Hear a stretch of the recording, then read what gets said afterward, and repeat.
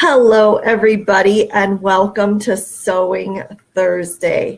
I am, of course, T, and you might recognize me from my sewing blog, Sewing by T, or my fabric shop, Simply by T, or maybe you just stumbled on this video because you love sewing. No matter how you found me, welcome. Make sure that you like this video as you're joining here and say hello, because that helps the Facebook algorithm make sure that people see this video. So today I have got some great stuff for you. I'm going to be talking about a really amazing Rad Patterns Luca jacket that I made for my daughter this week. As part of that, I'm going to talk about some tips for working with our quilted knits and faux leather. Even though they're not difficult, there's some things that are going to make it a lot easier for you. And the last thing I have is this fabulous little trash bag holder that I picked up. It is super cheap and it is helping me keep my sewing space clean. I don't know about you, but that is a struggle I definitely have. So as you're joining me here, make sure that you share this video with anybody you think who might be interested. And I am going to go ahead and get started. I'm going to make sure that I have enough room here so that you can see everything that's going on. So I made my daughter a Rad Patterns Luca jacket. And I actually have one for myself that I've never blogged before. Welcome, Melissa. But I want to share this with you because it is super awesome. So I did the peplum version, and I did the lining with the faux leather from Simply by T. So we've got the quilted knit, we've got the faux leather. It is super awesome and exciting. So welcome, Crystal. Let's talk a little bit about this pattern before I start talking about tips of working with it. Welcome, Audrey. Yes, this is I believe I called it Royal, maybe it was Cobalt, one of those two of the quilted knits in the shop.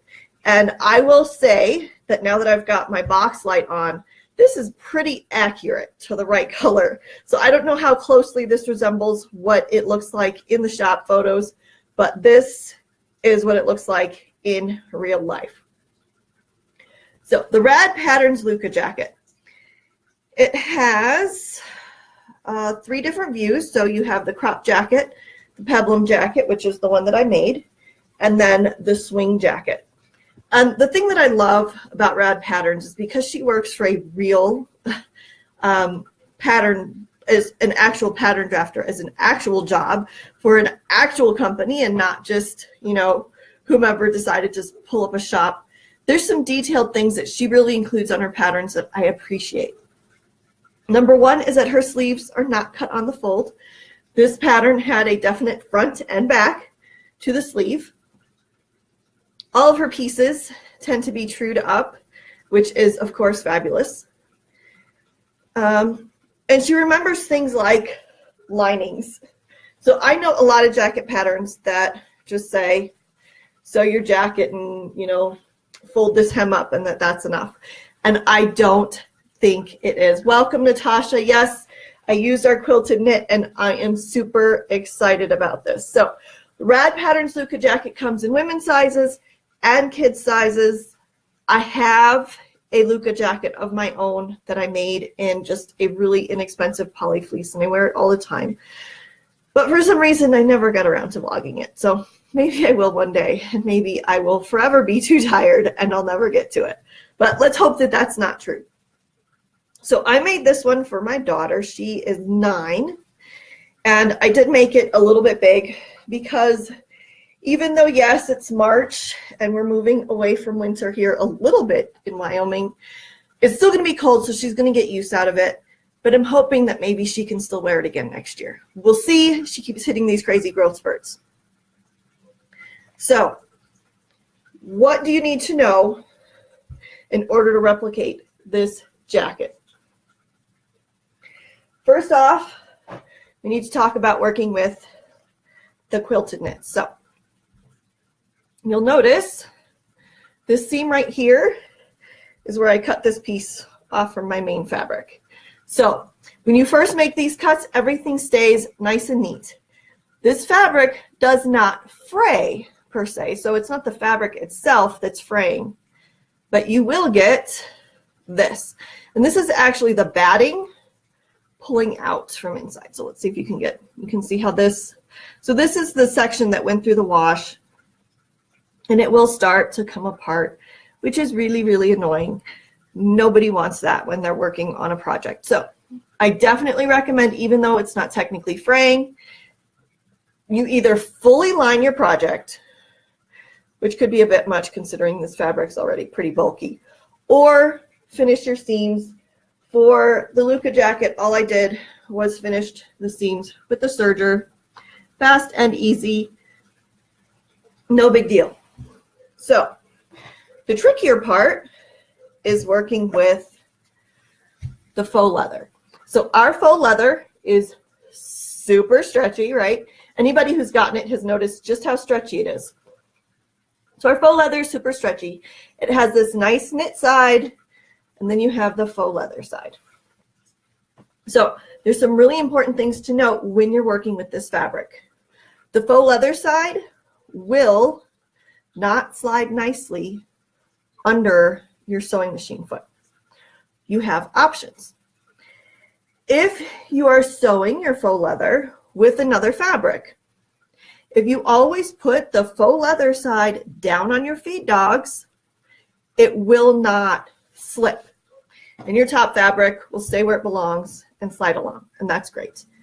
So that's one thing to know, is that if you're using it to line something else, you're not going to have to do anything special unless you come to a part where you have to have faux leather both touching your sewing machine foot and on your feed dogs. So on the feed dog side, it's going to slip along.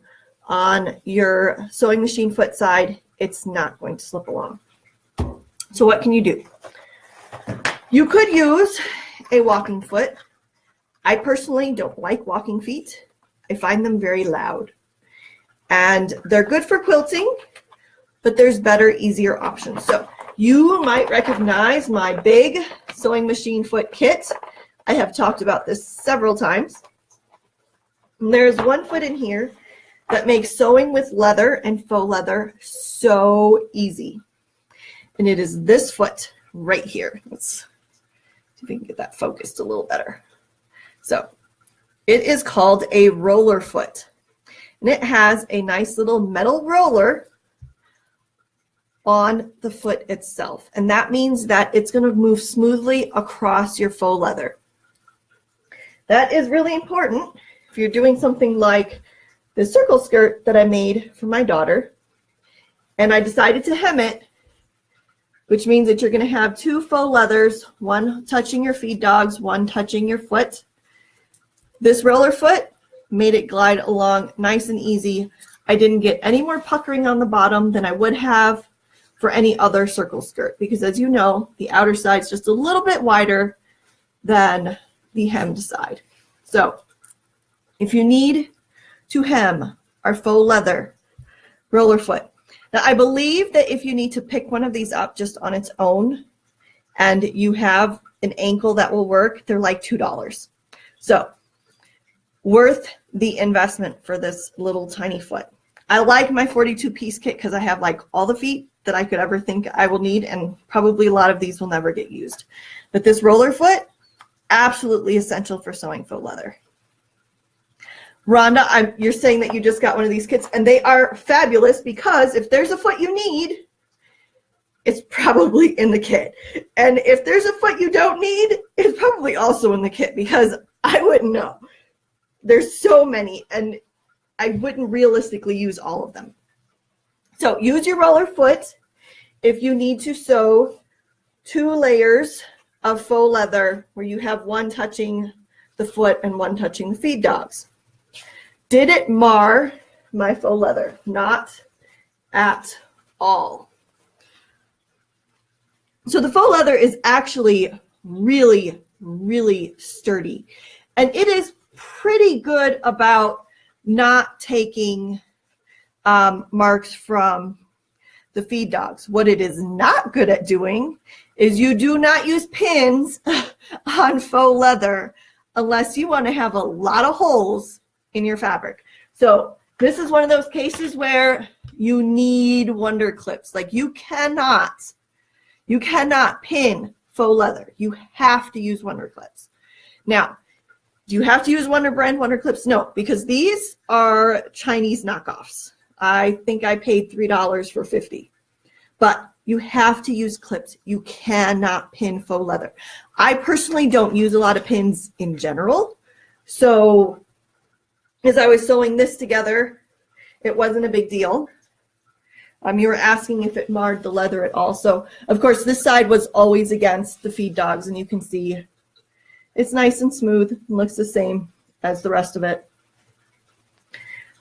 Another thing you need to know is we do not iron faux leather. Faux leather really is just a type of plastic. So it will melt very, very easily. So do not iron because we don't want a melting mess all over the place. All right, so does anybody have any other questions about working with the faux leather? I will say the knit side acts just like any other knit fabric when you're sewing it. So if you put right sides together of the faux leather, you're not going to have any problems with this acting weird in any shape, way, or form. It's not until you've turned it right sides out that you might run into problems. But definitely, if you have to use pins, pin in your seam allowance, but really, wonder clips are your friend in this situation.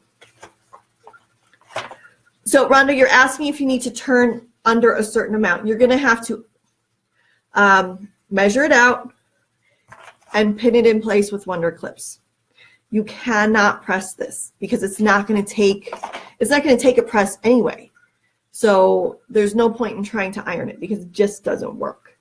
But I've hemmed lots of things with faux leather, and as long as you take your time, measure carefully, use about 100 million wonder clips, you're probably going to get it okay. I will say that like this hem isn't perfect, but the reality is that on a circle skirt, nobody's going to notice whether your hem's off by 1/8 of an inch anywhere. So easy peasy.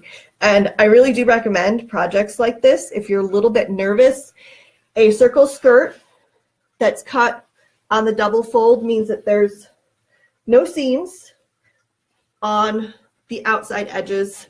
You only have to add your waistband and hem. So it's a great place to start if you're not sure how nervous you're going to be working with your faux leather. Okay, so my last thing to talk about today is something really, really cool. So I am a sucker for Facebook advertising, and they always seem to find the things that I'm really interested in. And I will admit that back when I actually watched TV, as seen on TV, like commercials really attracted my attention. I will also say that I almost never buy anything as an as seen on TV, but I did buy this. And so this is a fun little gadget. And what it does is it holds trash bags. So let me show you how it works.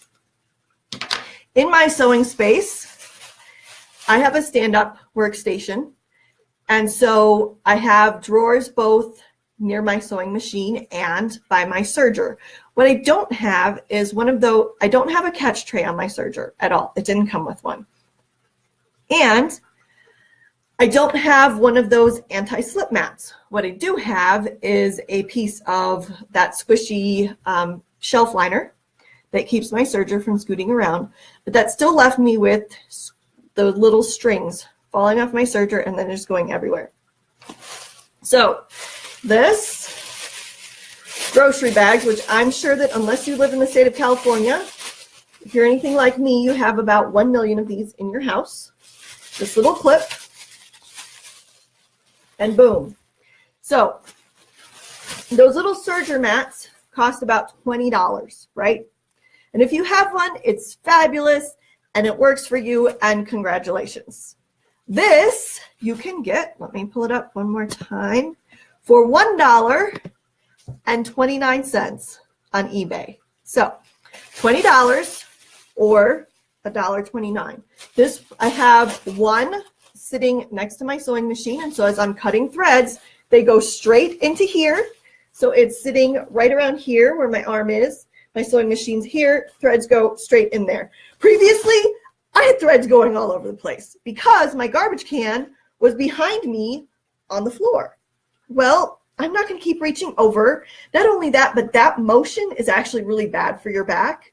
So you risk throwing your back out while you're trying to throw out threads. Or you just throw threads everywhere and then hope to clean it up later. And then you don't clean it up later because, hello, you're busy sewing.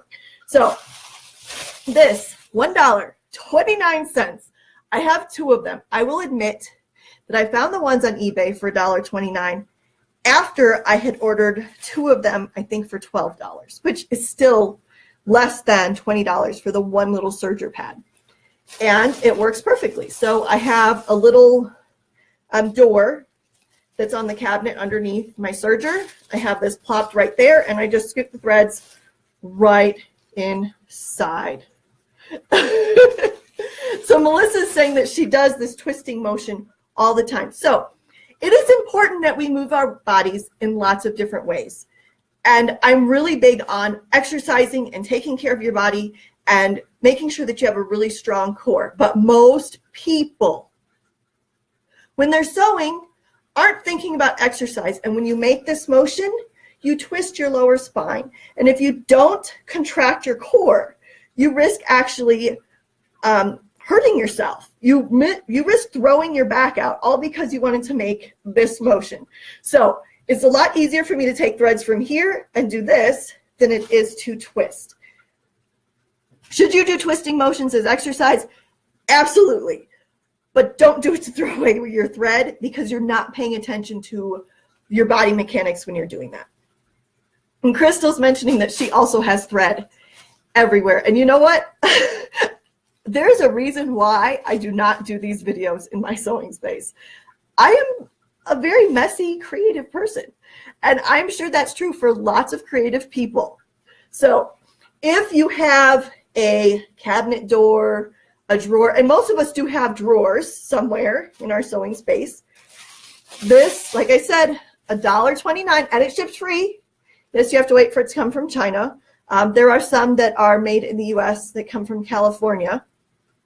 And I think those were like $4, but still, if this will help you keep your space clean, like I said, it takes 2 seconds to install, and my space is so much cleaner. So Crystal here is joking about mixing ab work and sewing. And I will admit that I actually do mix ab work and sewing, but I'm doing it consciously. So if you're doing this motion consciously, then it's okay. But most of us are not consciously working out. So what is this doohickey called? I'm just going to grab this link for you from eBay. And if you click on that, it will take you straight there. This is not any kind of affiliate link, but it's a garbage hanging holder trash bag thing. I don't know, but there's like dozens of them on eBay, like just all over the place, coming from, and you can buy them for $16 or you can pay $1.29. I'm not going to tell you morally which is the better choice, but I will tell you that this is keeping my space cleaner, and that matters. And it's going to matter even more when this baby comes. So, do what works for you. I still have my big trash can for my scraps that are big, but for all the little threads, this was perfect for me. So I want to thank you for joining me today. I don't know if anybody came with shop-specific questions. Like I said, my rad jacket today, this used our quilted knits and our faux leather. I know you guys are all busy like, I have to go to eBay and buy this trash bag holder. Yes, it saves me so much time. I used to have threads all over the floor in my sewing space, all around my sewing machine, and all that does is add dust and clutter. So, take the 2 seconds. But this jacket, so our quilted knits, I think we have 7 colors. So if you're thinking, I want something like that, but not that color, go check out the colors because there's lots of choices. And of course, we have lots of colors of faux leather. And speaking of faux leather, I do have some bad shop news. our roll of navy faux leather that was supposed to be here today is just missing. UPS has misplaced our big roll. So we have a new roll coming. Okay, Crystal, I'll talk as long as I can. Anyway, our navy faux leather got lost. So it has been reshipped, but that means it won't be here till next week. And I'm hoping for real this time and that it's not going to get lost and everything's going to be good. Audrey's mentioning that she vacuums the floor before dinner. And you know what, Audrey? More power to you, but I have to admit, I am not super good at cleaning up after myself, which is why I have a dedicated sewing space and nobody's supposed to go over there. And for some reason, my cats still go over there anyway. And that's another thing I want to mention. Having threads all over your sewing space if you have cats is really, really dangerous because cats are not smart. And sometimes they eat threads, and those threads can get tied up in their intestines and not good. Crystal's asking, how did they lose a 70-pound box? I don't know. I don't know how you lose a giant roll of fabric because when you think about it, these fabric rolls, because they're about 60 inches, are as tall as me. And if you measured them all the way around, not including my giant baby belly, they are probably about that big. So how do you lose a giant roll of fabric? I don't know. It's not the sort of small box that gets lost in a corner, but it got lost and it'll be here next week. And I feel awful that I messed up the order last time. And so now we're still waiting for that navy. And that really sucks. But since Crystal asked me to keep talking, and I do have just a couple more things. Number one, I'm going to give you a heads up on this weekend's sale. If you're a member of our Facebook group, you know I've started talking about swim knits, and I am super excited because we can print our own designs, and the minimums are pretty low. So I'm hoping to get some cool stuff into the shop soon. However, Kevin has told me that I have to make space for these fabrics, that I can't just keep putting more fabric into storage. So this weekend only, I picked our two fabrics that take up the greatest amount of space, not including our quilted knits. So all of our ponte and all of our sweater knits are $4.50 a yard.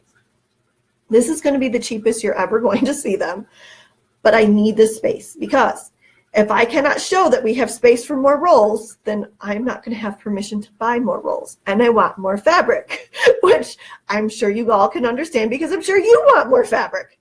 So they are currently already listed at a discount. You do not need a coupon code, but of course it will go out in the newsletter reminding you that it is on sale.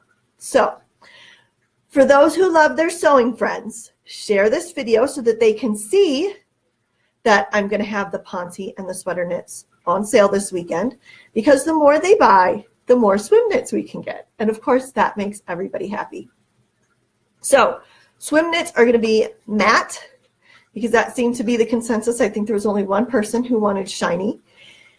And I will start looking into what sorts of custom prints we're going to need.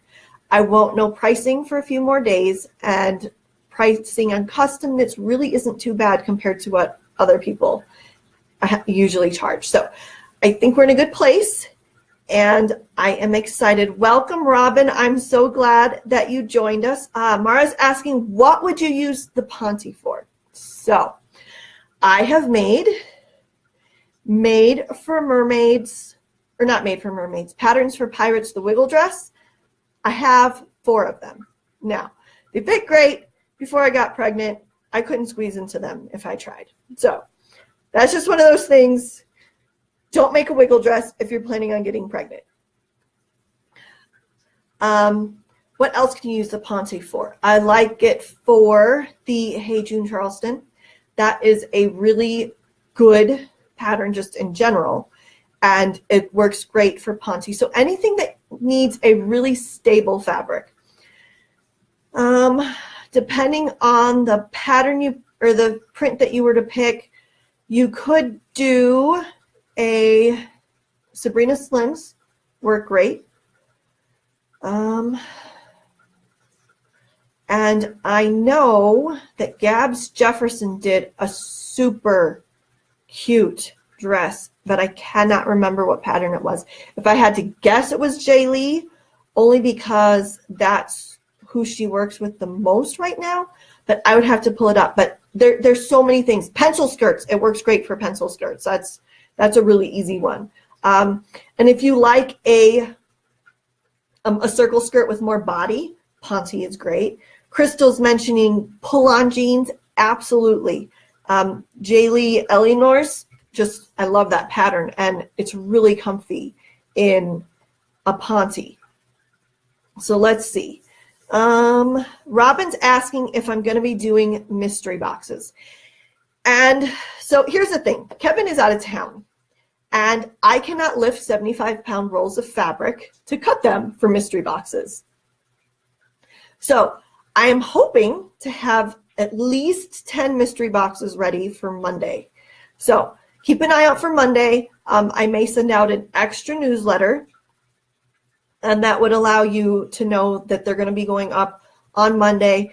I know Kevin wants to do like everybody can get a mystery box and just let however many people want to buy them, but I don't know if I could make that many mystery boxes. Like, I think my head would explode trying to make all the color combinations. Let's see. Melissa is saying that Ponte is great for a non-legging knit pant. So I know Rad Patterns is getting ready to release a new Moto pant that I'm really excited about. Unfortunately, I believe that has a button on it, so I'm not going to be able to make it now that I'm pregnant, but I won't be pregnant forever, and then I am definitely making Moto pants. Melissa said she made an itch-to-stitch Paro cardigan. So that, blazers work great in a nice Ponte.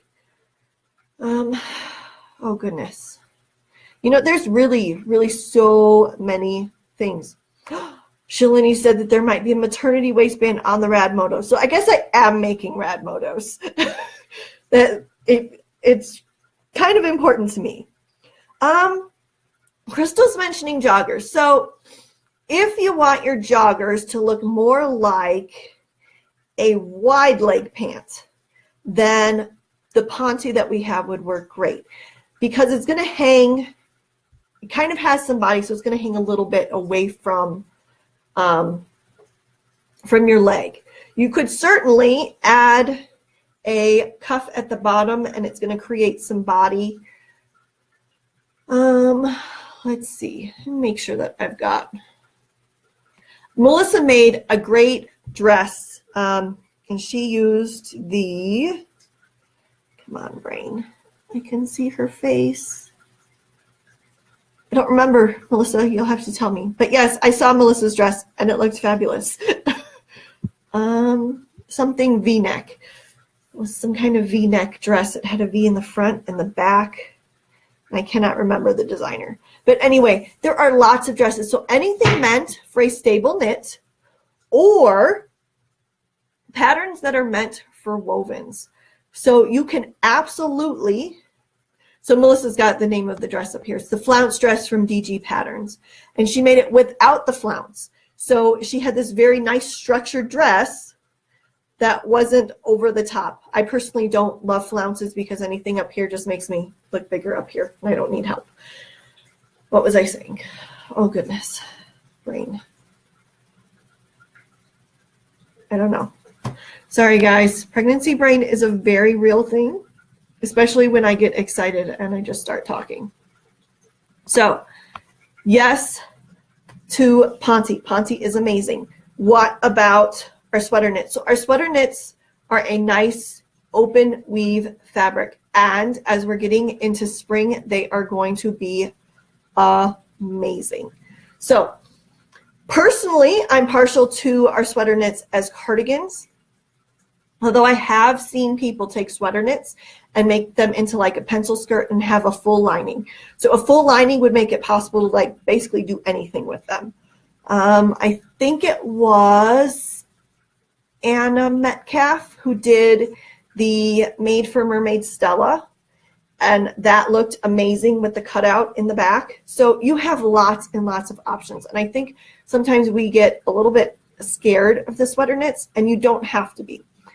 I do know that Melly Sews in her newsletter today, because I read it today, has some tips on working with sweater knits. So if you're not sure and you want to see what's going on, let's see if I can pull that up here, because I can get to my email. Sweater knits, and I'll get that shared for you. Perfect. And there we go. Okay, so here's the tips from Melly Sews, which is really just blank slate patterns. It's their blog.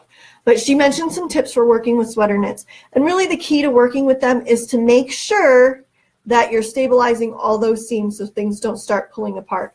A lot of our sweater knits, though, don't unravel. So it's just a matter of making sure that everything lines up and you're not losing grain when you're playing with the pieces. So yeah, I think that's it. And Crystal, I pushed to 31 minutes. So I hope you got as much of your exercise routine in there and you can manage the last 14 minutes on your own. Thank you everybody for joining me. And like I said, the Ponte and the sweater knits will be on sale this weekend. If you have questions, of course, always feel free to send those to me. And otherwise, I'm going to see you next week.